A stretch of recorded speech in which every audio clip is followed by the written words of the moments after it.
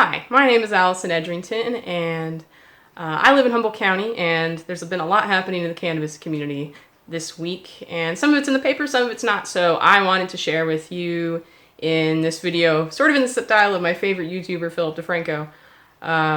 So yeah, let's jump right into it. This week in Humboldt County, several things happened. The first of which I wanted to mention was that CGA Humboldt, California Growers Association Humboldt, was determined not to exist.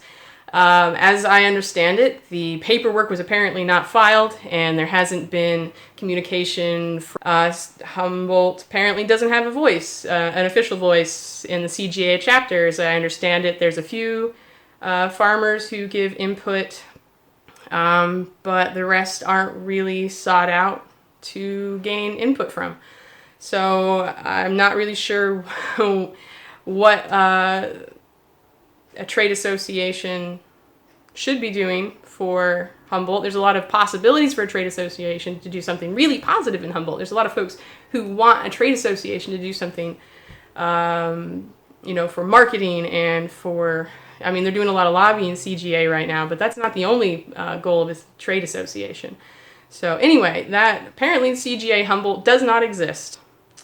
In talking about political organizations that do not exist, CCVH, also called California Cannabis Voice Humboldt, is currently a defunct organization, and yet the tax measure that they proposed last year is now going on the November ballot, approved by the Humboldt County Board of Supervisors.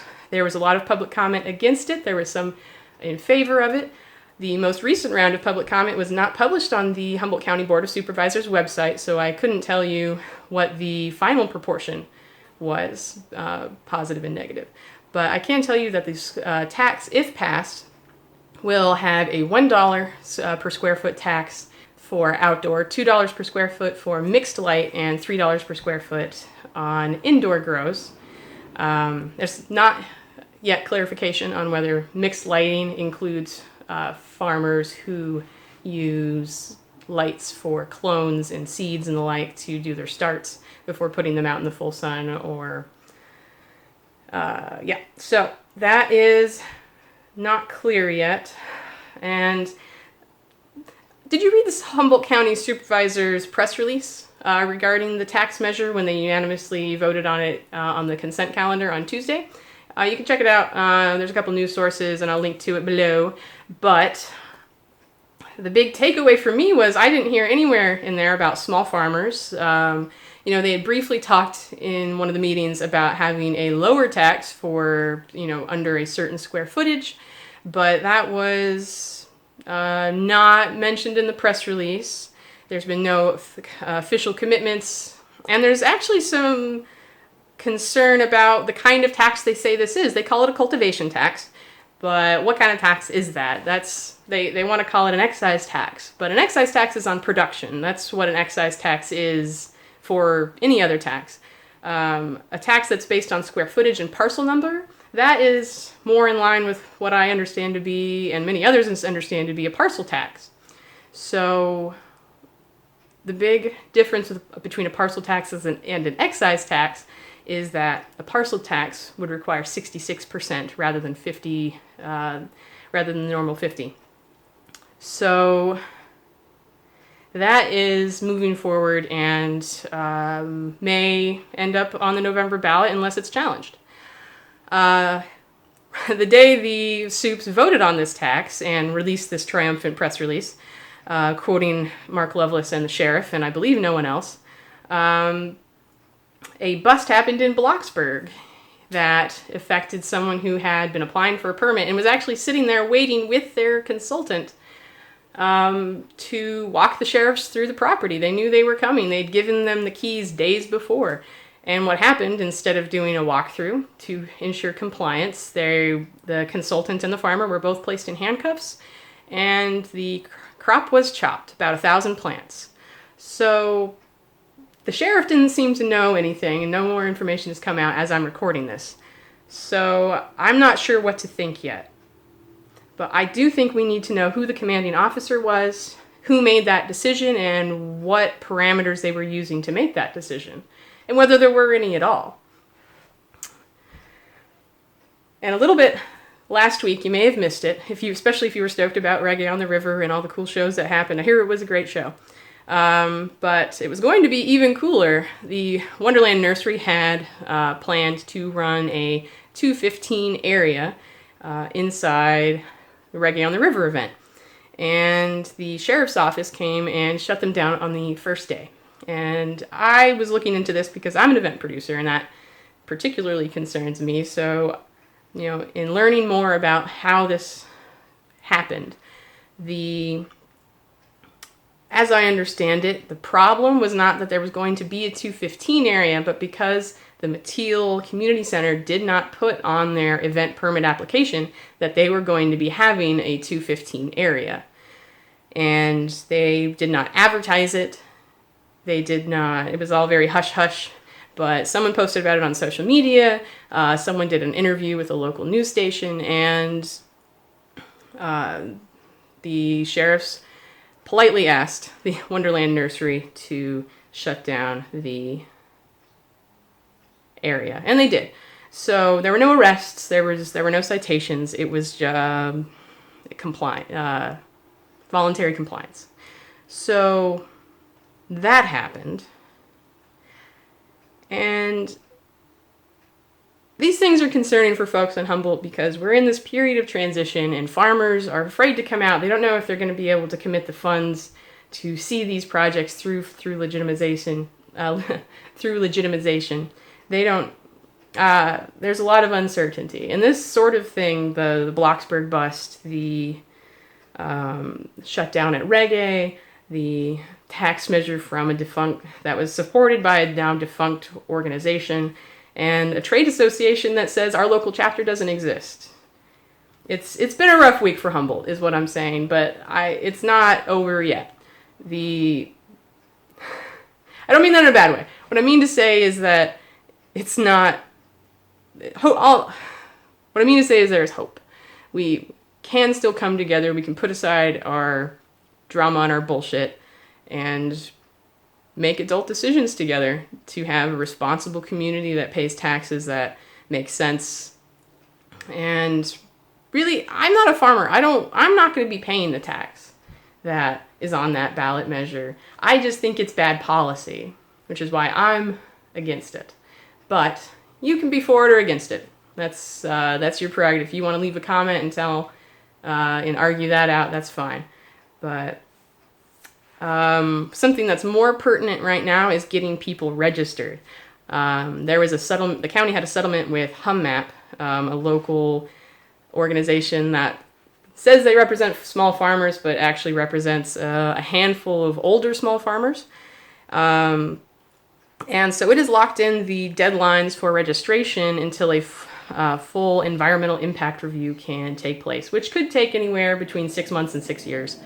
It's a very complicated process, and especially if held up by organizations and lawsuits. And I'm just saying the balloon track has had a similar problem over the years.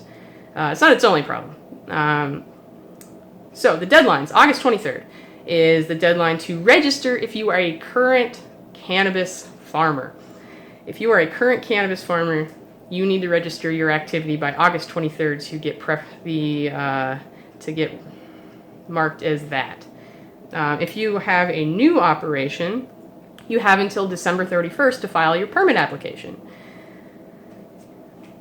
And then after that full environmental impact review, some people call it an EIR because they like jargon. Only after that can they accept new permits. And I'm not sure if they will. It's not clear if that will reopen after the EIR. That settlement hasn't really been discussed much by the Humboldt County Supervisors, but was mostly discussed by a press release that HumMap sent out after the settlement. I'm not exactly sure the terms of the settlement. I'm not sure if... I do know they got their legal fees covered, and several provisions. There's something about noise and generators. That was a bit like the first big point, and that was super important to them regarding decibel of sound and things. So, yeah, I'll link to that too down there in the comments. To get registered, there are some registration workshops that are happening And on the next one is this Saturday, August 13th, and the next one is August 20th. I will link down below for info. Several consultants have helped put that together, and the county's in support of it. And at the last event, I spoke with Danny Burkhart, who helped out, and she said she helped 25 folks, get their paperwork together for that registration, to meet that registration date. And the last thing I wanted to talk about was LoCO's Outpost releasing the names and some info about the people who've applied for permits. That info has been public information. Why the LoCO's Outpost, also called LoCO, decided to release that this week after the cannabis community has been pretty bruised already by the Supes vote yesterday, the Bloxburg bust, all the rest of the busts that have been happening, the Reggae shutdown.